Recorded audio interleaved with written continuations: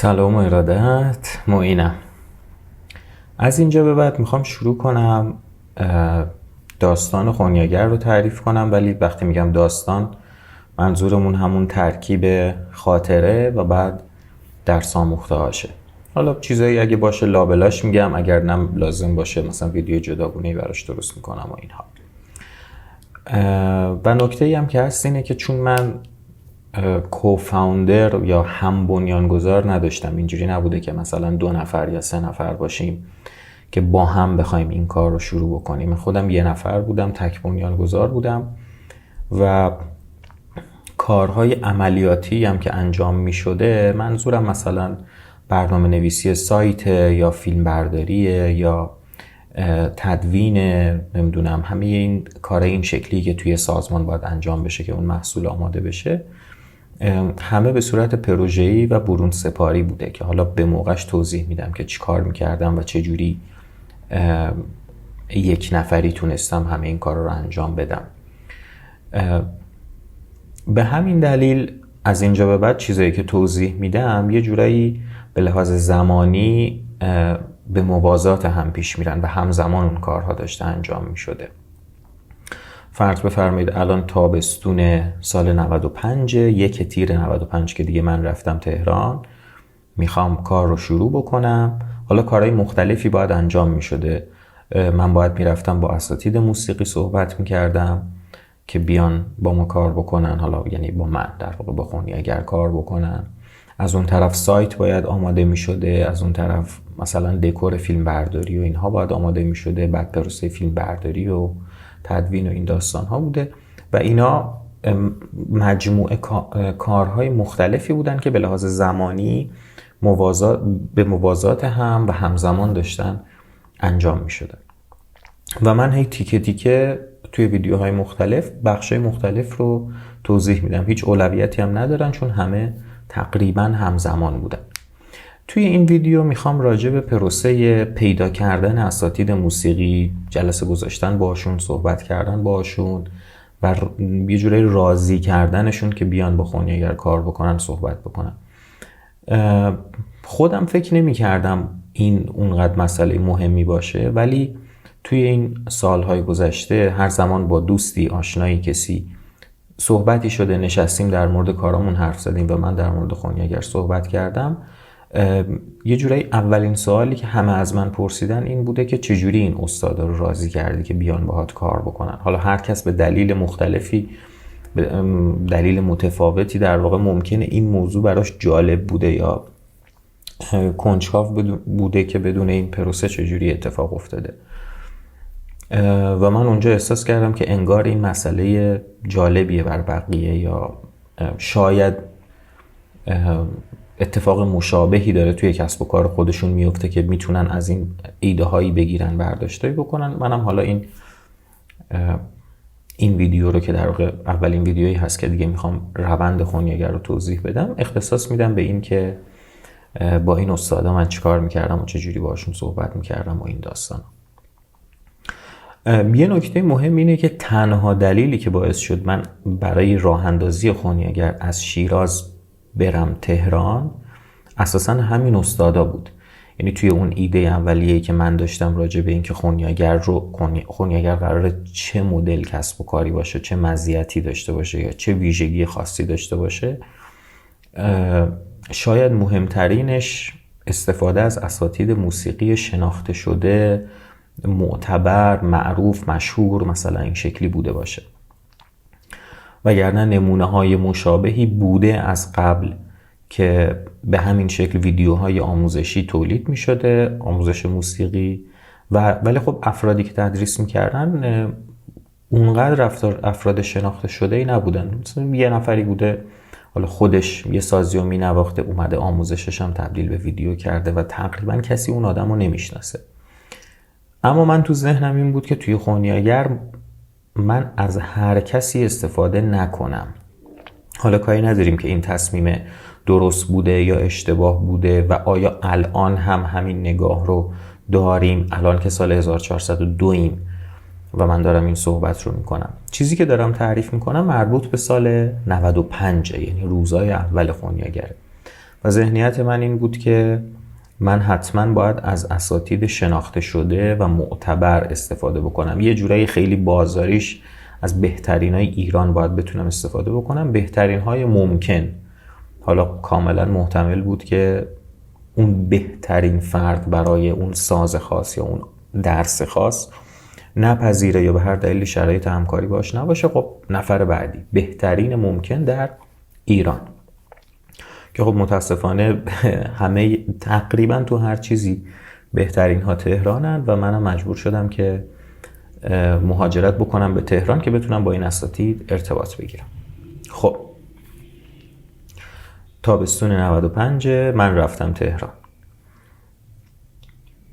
مشکل اولی که بود این بود که من برای تمام سازهای مختلف یا آموزش‌های مختلف، این که ساز و آموزش رو دارم هی جدا میکنم توی جملاتم، به خاطر اینه که خب یه سری از آموزش‌های موسیقی مثلا آموزش تئوری موسیقی یا سولفژ یا مفاهیم این شکلی خب آموزش ساز نیستن، آموزش‌های نظری ان، آموزش‌های تئوریک موسیقی ان، آموزش چیزای عملی نیستن.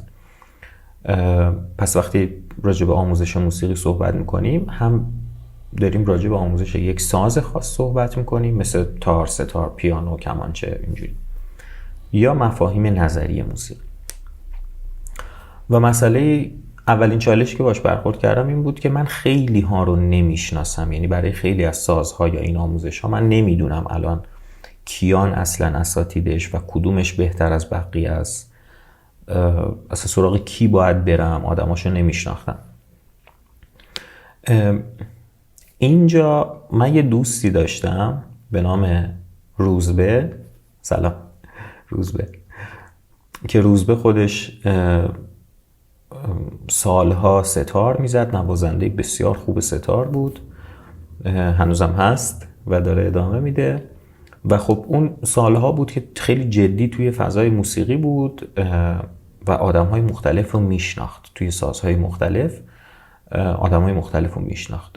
من از روزبه کمک گرفتم، از دوستم، و گفتم که به من معرفی کن که مثلا برای یه سری از سازها کسایی که میشناسی و بگو من پیداشون کنم برم سراغشون.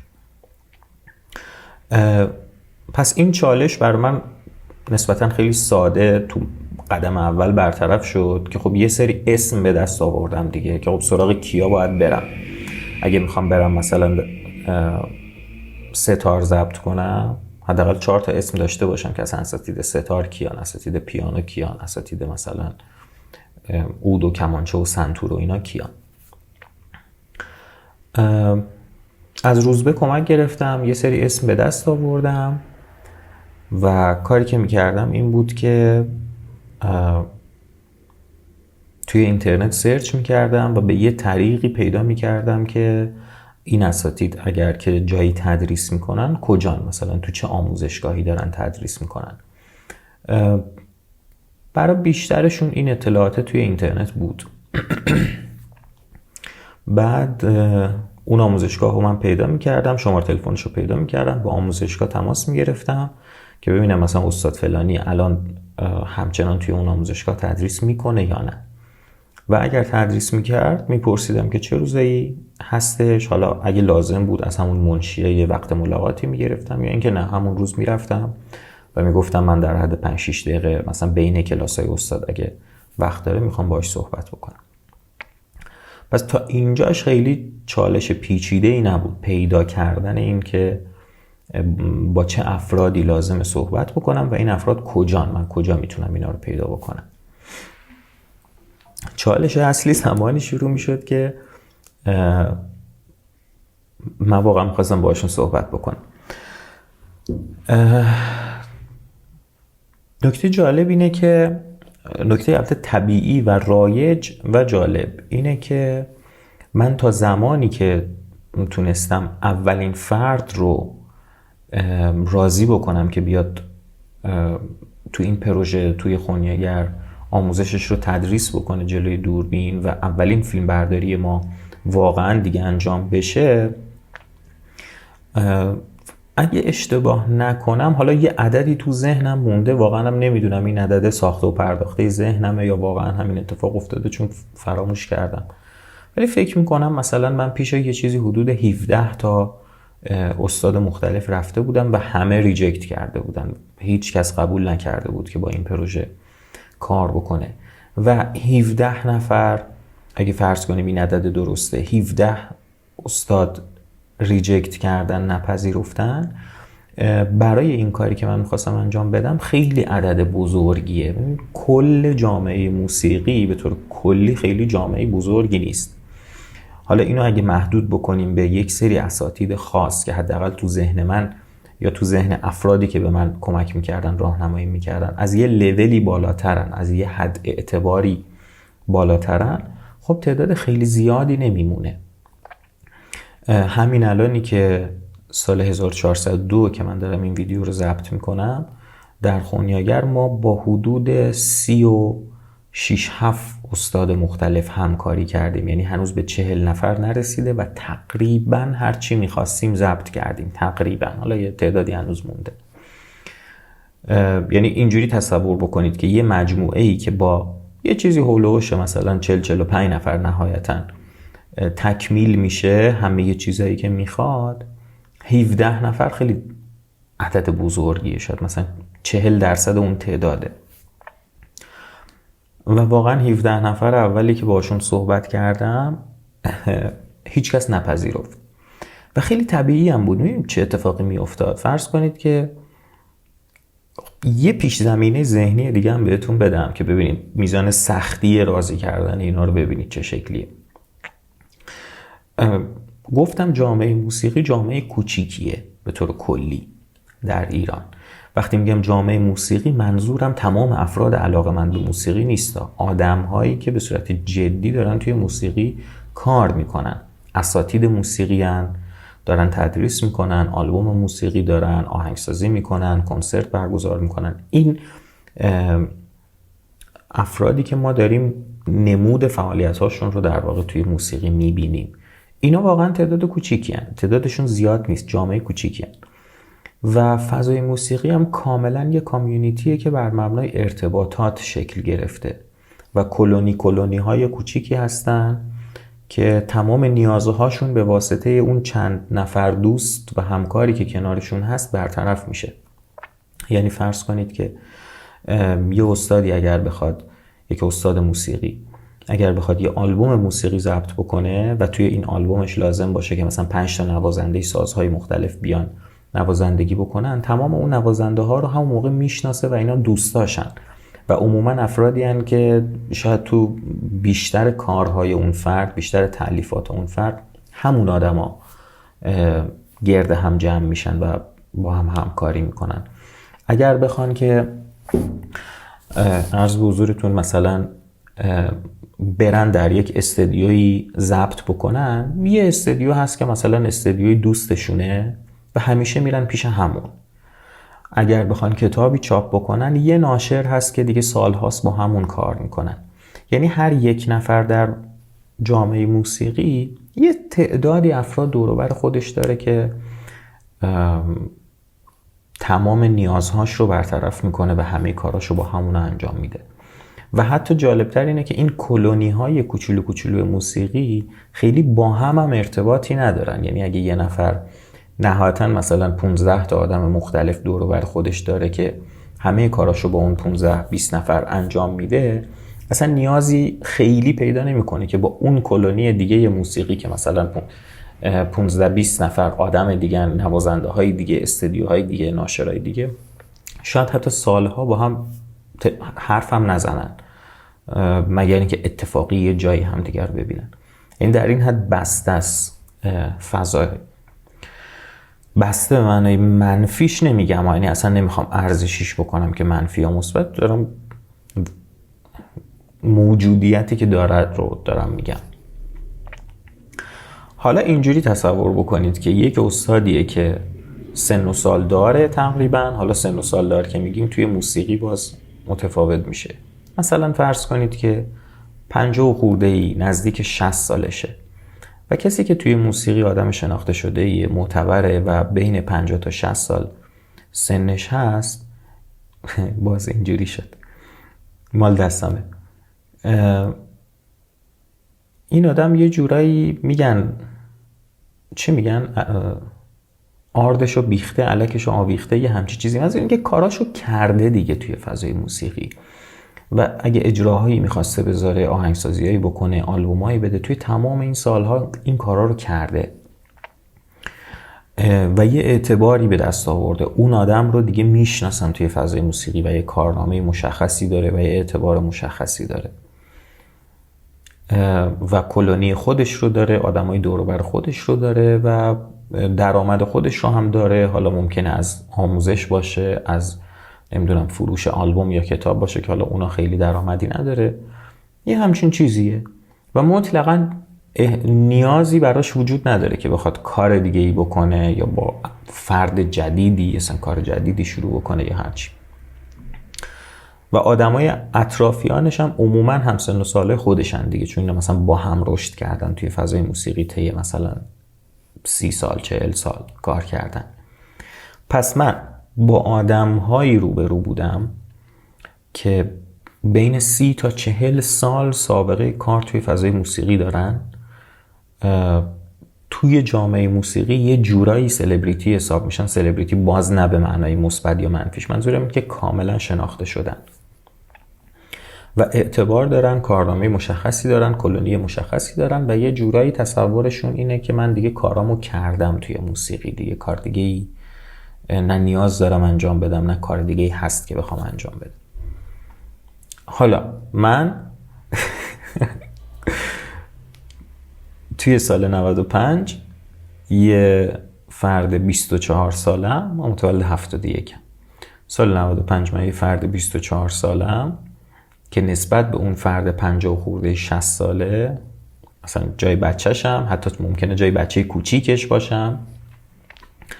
اون آدم 2 برابر من، حداقل 2 برابر من سن داره، به اندازه سن من و خیلی بیشتر تجربه کار جدی اصلا داره توی موسیقی و من میرم در اتاقشو میزنم. حالا این اتفاقی که میگم راجع به یک نفر نیست، تمام این آدمایی که من باشون صحبت کردم همچین شرایطی بود. دارم میرم در اتاقشو میزنم بدون هیچی، همینجوری یه بچه 24 ساله با لباسم و هیچی دیگه ندارم، چون هیچ کاری هم نکردم دیگه. دقت کنید من هیچ نمونه کاری هم ندارم، هیچ کاری انجام ندادم، چیزی برای نشون دادن ندارم. دارم میرم پیش این افراد و میگم که بیایید با من کار کنید، من یه همچین ایده‌ای دارم، میخوام یه همچین کاری انجام بدم و بیایید با من کار کنید. حالا ایده چیه؟ قشنگ خوب گازشو داد. خب ایده چیه؟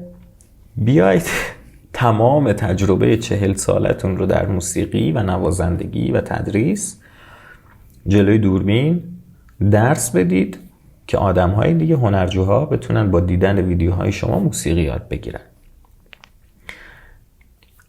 چند تا ایراد اساسی داره این کار در ذهن اون افراد. یکی این که اولا که اصلا این ایده‌ای که میگی که کار نمیکنه، چون اساتید موسیقی به خصوص اونایی که تجربه که میگم از جنس سابقه کار و سن و سال بالاتری دارن، اساسا معتقد به این روش‌های نوین آموزش موسیقی نبودن. حداقل اون موقع اصلا نبودن، حالا الان خیلی بهتر شده. و اینجوری هم که هنرجو حتما باید بیاد اینجا، من باید دستشو ببینم، من اگه هنرجو رو نبینم اصلا کار اتفاق نمیفته و یاد نمیگیره و این داستانا. البته خدا رو شکر بعد از کرونا این ذهنیت عوض شد و دیدن که میشه، وقتی خودشون هم مجبور شدن کلاس آنلاین بذارن. حالا راجع به اون شاید بعداً صحبت بکنیم. ولی اون موقع ذهنیت اینجوری بود که آقا اولا که ایدت که چرت و پرته، اصلا مزخرف داری میگی، همچین چیزی شدنی نیست. این یه مسئله دوم اینه که اصلا تو کی هستی؟ اصلا تو یه بچه‌ای بلند شدی اومدی اینجا همینجوری داری به من میگی بیا با من کار کن، بعد من با این همه سابقه و اعتبار و فلان چرا باید ریسک بکنم این اعتبارم رو در اختیار تو بذارم، تو از اسم من استفاده بکنی، بعد معلوم نیست چی میخوای تحویل بدی، بعد چه اتفاقی میفته برای این، تو اشتباه بکنی اعتبار من زیر سوال میره و همه اینها. و مشکل سوم این که تو هیچ نمونه کاری هم که نداری، لامصب چی حداقل 10 ثانیه 1 دقیقه ویدیو به من نشون بده ببینم مثلا چی منظورت چیه، مثلا راجع به چی داری صحبت میکنی، چی کار میخوای بکنی. هیچی، همینجوری اومدی نشستی تو اتاق میگی که بیا با من کار کن. حالا اینه که میگم ذهنیتشونه ها، یعنی انقدر همه مهربون و آدم حسابی و خوش برخورد بودن که اینجوری مستقیم نمیگفتن برو کش کتاب حساب، ولی خب فحوای کلام این بود که برو کش کتاب حساب بچه. و خب از این زاویه که بهش نگاه میکنی میبینی که خب حقم داشتن واقعا، یعنی هیچ دلیلی من نمیتونستم بیارم که اینها راضی بشن بیان با من کار بکنن. و این مسیر طی شد. من با هر کس که میرفتم صحبت میکردم. البته جالبش این بود که اون چالش اولیه که گفتم که هی باید آدم پیدا میکردم و اینا، از همون ارتباط با اولین استاد خیلی آسوده تر شد، چون درست خودشون نمیپذیرفتن که این کار انجام بدن، ولی وقتی من ازشون میپرسم میگفتم مثلا توی ساز خودتون شما چه کسی رو پیشنهاد میکنن دیگه، حالا شما قبول نکردید من برم با کی صحبت بکنم. اینجوری بودن که کاملا اوکی بودن برای معرفی کردن همکاراشون، دوستاشون، کسای دیگه. شماره‌هاشون رو میدادن بهم، آدرس میدادن، یعنی اصلا چیز عجیبی نبود که بگن نمیگیم و فلان و اینا. اینجوری بود که کاملا شخصی خودشون میگفتن ما کار نمی‌کنیم، ولی اگه می‌خوای مثلا برو با فلانی هم صحبت کن، شاید اون قبول کرد. و خب این خیلی روندو بر من ساده کرد دیگه. پیش هر استادی که میرفتم شماره 4 نفر دیگر هم ازش میگرفتم و بعد با اونا صحبت میکردم. و واقعا پیش آدمای بزرگی رفتم، یعنی کسایی که یه مقداری فضای موسیقی رو بشناسن. حالا من اصلا نمیخوام اسم بیارم که پیش چه اشخاصی رفتم، ولی کاملا پیش افرادی رفتم که اونایی که یه مقداری طرفدار موسیقی ان، موسیقی گوش میکنن، میشناسن افرادو، واقعا از این دسته آدمایی ان که دوست داری مثلا یه جا ببینیشون، باهاشون عکس بگیری. به معنای واقعی سلبریتی ان در فضای موسیقی. حالا الان یه خود کلمه سلبریتی کلمه خوبی نیست، ولی کاملا آدم‌های محبوب، معروف، مشهور، شناخته شده، معتبر، که اگر کنسرتی بذارن کنسرتاشون به سرعت پر میشه، همه بعدش وای میسن باهاشون عکس میگیرن. و من همین برای من کلی ذوق داشت که من مثلا رفتم نشستم 10 دقیقه خودمونی با این شخص صحبت کردم. شماره تلفنش الان تو گوشیمه، تو کانتکتای گوشیم مثلا شماره فلان استاد هست و اصلا این خودش خیلی بر من ذوق داشت. اما تا اینجا گفتم که همه ریجکت کردن دیگه. شاید پیش 17 نفر تقریبا رفتم و همه ریجکت کردن. اولین فردی که قبول کرد با من کار بکنه و توی حالا باز اسمشو نمیارم، ولی توی یه موقعیت اصلا خیلی عجیبی هم من باش صحبت کردم. من رفته بودم آموزشگاهش، یعنی جایی که تدریس میکرد، و به منشی گفتم من تلفن زده بودم میخوام استاد فلانی رو مثلا چند دقیقه ببینم، و گفت اوکیه مثلا سر کلاس حالا میاد بیرون.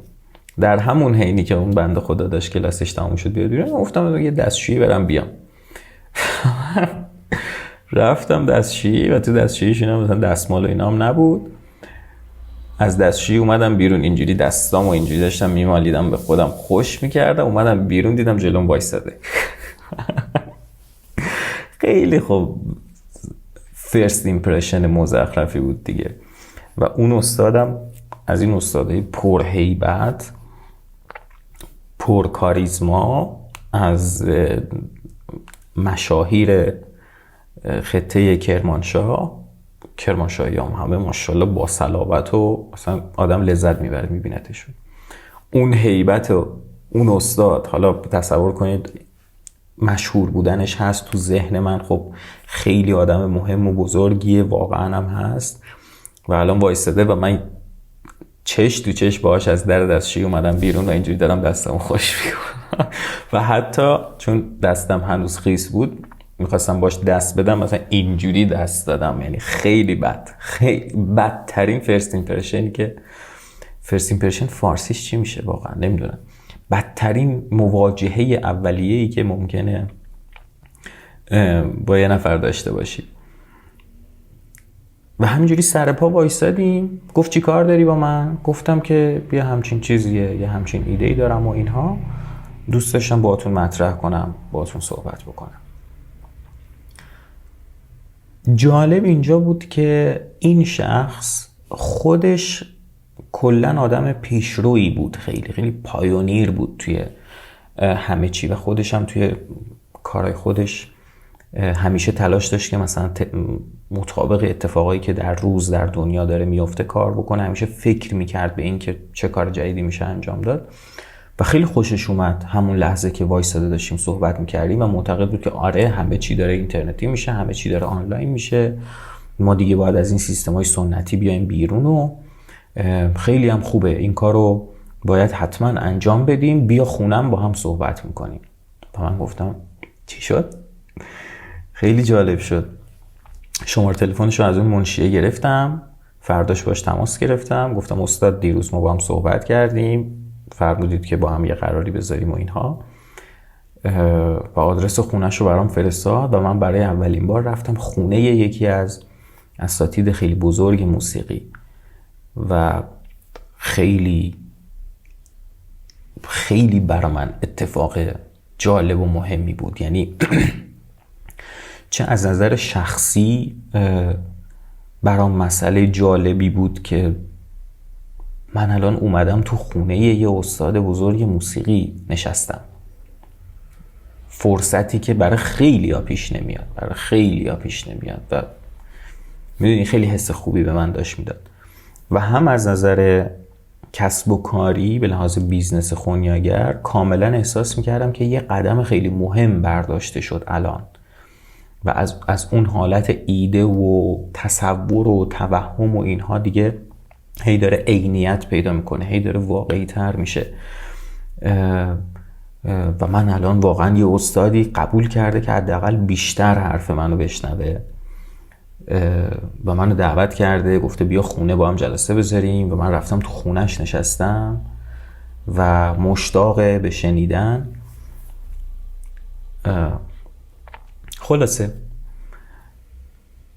کارمون با اون استاد شد. یعنی اون شخص که حالا نمیدونم چرا همینجوری حسی دوست ندارم اسمشون رو بگم، وگرنه که استاد خیلی بزرگن، خیلی هم به من لطف داشتن همیشه بعدش، شاید دوست نداشته باشه، ولی به هر حال ما با اون شخص کارمون انجام شد و رفتیم و ضبط کردیم و اتفاقا همون شخص یه آدم دیگه رو به من معرفی کرد که من از طریق اون دوباره با اون آدم صحبت کردم، با خودش همکاری کردیم چند سال بعد خودش کلی استاد به من معرفی کرد، کلی ارتباطات منو قوی کرد. اینا اصلا بگذاریم بعداً میگم همه رو چون مفیده واقعا. اما یه چیز دیگه هم بگم و بعد ویدیو برای که طولانی نشه توی ویدیوهای بعدی درس آموخته همین مسیر رو میگم، چون اینا همش خاطره بود و خیلی خلاصه. یعنی من تا جایی که یادم بیاد حتی میتونم دونه دونه جلساتم با این استادا تعریف کنم، ولی واقعا کلیتش همینه بود که گفتم. نکته‌ای که بود این بود که من اوایلش متوجه نشدم توی صحبت‌هایی که با همین استاد بزرگ داشتیم که بعداً با هم کار هم کردیم و مجموعه‌شون رو ضبط کردیم.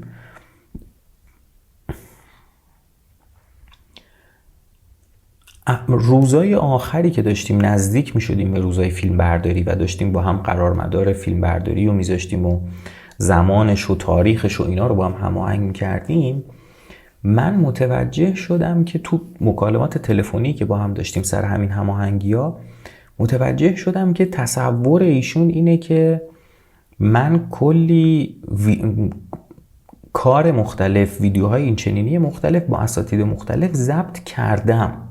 چون خب بهش میگفتم آره من تا الان مثلا با این آدما صحبت کردم و اینا. اون بنده خود تصورش این بود که من گفتم که من با این آدما صحبت کردم، فکر کرده بود که منظورم اینه که با این آدما ما کار کردیم، ضبط کردیم.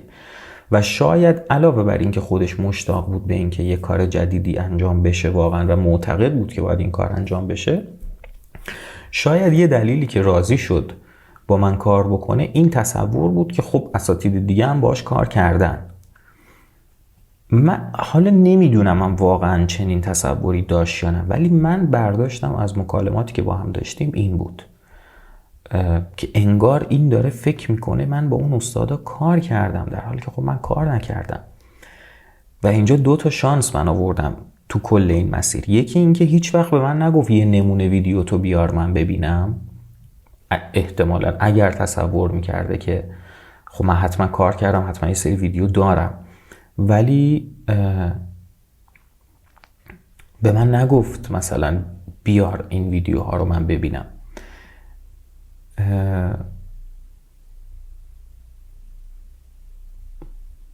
حالا گفتم 2 تا شانس آوردم، من فکر کنم 2 تا یکیش کردم. یعنی در واقع همین، یکی این که خب این فکر میکرد که من با آدمای مختلف کار کردم و من همش دعا میکردم که این یه سندی چیزی از من نخواد، مثلا نمونه چیزی نخواد و نخواست. گرچه که بعدش مشخص شد کاملا، یعنی اینجوری پیش نرفت. یعنی ما از همون روز اولی که رفتیم سر فیلم برداری دیگه کاملا بهش توضیح دادم و گفتم ببین ما اولین باره داریم این کار رو انجام میدیم، ولی خب اومد بالاخره صحنه رو دید، عوامل فیلم برداری و اینا رو دید، مثلا اینا کاملا اوکی بود. شاید برای یه مقطعی مثلا چنین تصوری داشت و این واقعا یه شانس بزرگی بود که من آوردم که شاید اگر میخواست و مصر میشد که خب اگه نمونه کاری داری بیار، یا مثلا چه میدونم زنگ میزد به اون استادا میگفت شما با این کار کردین، مثلا یه همچین چیزی، شاید اگه این اتفاق میافتاد مثلا اون فردم قبول نمیکرد با من کار کنه. ولی اینجا واقعا این شانس باعث شد که این راه باز بشه. و زمانی که ما با این شخص دیگه فیلم برداری رو انجام دادیم که فیلم برداری ما توی دی ماه سال 95 اتفاق افتاد. یعنی من تیر 95 رفتم تهران، اولین فیلم برداری ما شده دی ماه 95، یعنی یه چیزی حدود 6 ماه این پروسه پیدا کردن اساتید، صحبت کردن با اساتید طول کشیده تا منجر شد به اولین اقدام واقعی که ما انجام دادیم که در واقع واقعا فیلم برداری یه آموزش بود. ولی بعد از اون من کاری که کردم این شکلی بود که همون راش هایی که داشتیم، راش منظور فیلم خامیه که وقتی ضبط میکنید و هنوز تیکه تیکه از تدوین نشده، به هم نچسبیده، منظم مرتب نشده، همینجوری به این فیلم خام میگن راش. من همینجوری یه سری از این راش هایی که داشتیم با دوربینای مختلف هم فیلم میگرفتیم از زاویه های مختلف، من همه رو ریختم روی تبلت یکی از دوستام، خودم نداشتم. و در ادامه که میخواستم با اساتید دیگه ای صحبت بکنم، اون تبلت رو میبردم و حداقل الان یه چیزی داشتم که بخوام نشون بدم و نشون میدادم، گفتم این منظورم یه همچین چیزیه، ببین مثلا اینقدر واضحه همه چی، اون نگرانی های شما برطرف میشه، اون از رو همه چی رو میبینه و حالا همه این داستان. هم برگشتم با یه سری از اساتید قبلی که باشون یه بار صحبت کرده بودم، برگشتم صحبت کردم، گفتم ببین منظورم این بود، این چیزی که راجبش حرف میزدم. و هم سراغ اساتید جدیدی که میخواستم برم، خب دیگه بالاخره یه نمونه کار کوچولویی داشتم که نشون بدم. این خودش در ادامه مسیر یه مقداری به من کمک کرد، یه خورده حرف زدنم با اساتید راحت تر شد. یه چیز دیگه ای که باز در ادامه به هم کمک کرد حضور همین فرد بود، یعنی همین که این شخص قبول کرده بود با خونی‌اگر کار بکنه و ما ازش فیلم ضبط کرده بودیم و اومده بود جلوی دوربین خونی‌اگر. این آدم توی جامعه موسیقی خیلی معروف بود به این که خیلی سختگیره، با هر کسی کار نمی‌کنه، مو رو از ماس میکشه، همه چی رو باید وکیلش چک کنه و واقعا هم همینجوری بود. و وقتی میرفتم پیش استاد دیگه میگفتم آره ما با استاد فلانی ضبط کردیم، این هم ویدیوشه، به اعتبار اون آدم این افراد خیلی راحت تر با من صحبت میکردن. یعنی فرضشون این بود که خب اون رفته همه این اصطلاحاً دو دیلیجنس ها رو انجام داده توی فضای سرمایه‌گذاری میگن، یعنی ارزیابی موشکافانه رو خب حتما اون آدم انجام داده و حتما این معین دیهیمی که داره اینجا با ما حرف میزنه و خونی‌اگری که داره ادعاشو میکنه، خب این حتما یه چیز درستی هست، چون اگه نبود اون آدم کار نمیکرد باهاش. خب هم میشناختنش دیگه. ببخشید. و باز این خیلی کمک میکرد که دیگه حالا مکالماتم با افراد دیگه خیلی مکالمات راحت تری باشه، یه خورده بشینن به حرف من گوش بدن، گرچه باز منجر به این نمیشد که همشون قبول کنن، به دلایل مختلف که حالا میگم در ادامه قبول نمیکردن، ولی به هر حال خیلی مسیر برای من راحت تر شد. و بعد که به تدریج ما موفق شدیم مثلا یه ساز دیگر رو با یه استاد دیگه ضبط کنیم، حالا دیگه مثلا 2 تا اعتبار پشتمون بود، 2 تا اسم پشتمون بود و وقتی میشد 3 تا استاد دوباره حالا 3 تا اسم پشتمون بود و این استادا با ما که کار میکردن هم به خاطر اینکه تجربه خوبی داشتن واقعا توی کار کردن با ما، چه به لحاظ قراردادی همه چی منظم مرتب بود، چه به لحاظ واقعا محصولی که ما ازشون ساخته میشد و اون ویدیوهایی که ساخته میشد، چون ویدیوهایی بود که واقعا قبول داشتن، گفتن آقا کاملا کار میکنه و تمیزه همه چی. خودشون با خیال راحت حتی معرفی میکردن ما رو، یعنی اگه من به یه استادی میگفتم که مثلا برای فلان ساز کسی رو به من معرفی کن، اینجوری بود که مثلا اول خودش زنگ میزد به اون فرد که میگفت یه جایی هست مثلا جدید اومده به نام خونیاگر، بچه خوبی هن، من باشون کار کردم، حالا شماره تو بخوام بدم به دیهیمی مثلا این بهت زنگ میزنه و حالا با مثلا باهاش صحبت کن، من خودم کار کردم راضی بودم.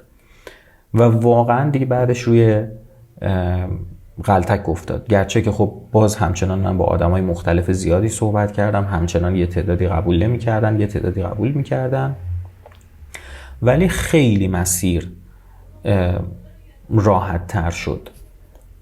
اینجوری بهتون بگم که مثلا حالا سال 95 که 6 ماهش که واقعا همش توی پروسه مذاکره با اساتید مختلف بود، از دی ماه که این فیلم برداری انجام شد، بعدش افتادیم توی پروسه تدوینی که حالا به یه مشکلاتی خورد، بعداً تعریف میکنم، و بعد نیمه اول سال 96 هم باز درگیر یه سری کارهای سایت و برنامه نویسی و اینا بودیم، باز اونا رو هم تعریف میکنم. یه پروسه‌ای باز از نیمه دوم سال 96 که مجدد شروع کردیم صحبت کردن با استادای مختلف، واقعا دیگه ما مرتب ضبط داشتیم. من فکر میکنم که سال مثلا بعدش دیگه سال 97 ما شاید اگه اشتباه نکنم مثلا با 15 تا استاد مختلف ما مجموعه ضبط کردیم. یعنی فرض کنید مثلا سال 95 یک استاد، سال 96 فکر میکنم 3 یا 4 استاد ما تونستیم ضبط بکنیم و سال 97 مثلا نزدیک 15 تا استاد اگر اشتباه نکنم، حالا عددا واقعا دقیق تو ذهنم نیست، تونستیم ضبط بکنیم. و این رونده دیگه خیلی رونده راحتی شد، چون اساتید گفتم هم می اومدن راضی بودن، خودشون پیشنهاد میدادن، خودشون آدمای مختلف رو معرفی میکردن و از اون طرف هم دیگه یه مقداری خونیاگرم مجموعه ها که منتشر میشد و ما حالا تبلیغاتی میکردیم این ور اون ور توی شبکه‌های اجتماعی، خود خونیاگرم شناخته شده بود دیگه. وقتی میرفتم پیش یه استادی میگفتم خونیاگرم، حداقل اینجوری بود که یه جاهایی اسمشو شنیدم، گفتم آقا احتمالاً تو اینستاگرام مثلا شنیدی، و بعد نشون میدادم، گفتن فلانی فلانی فلانی و خیلی خیالشون راحت تر میشد توی مکالمه کردن با من. این خیلی خلاصه پروسه‌ای بود که طی شد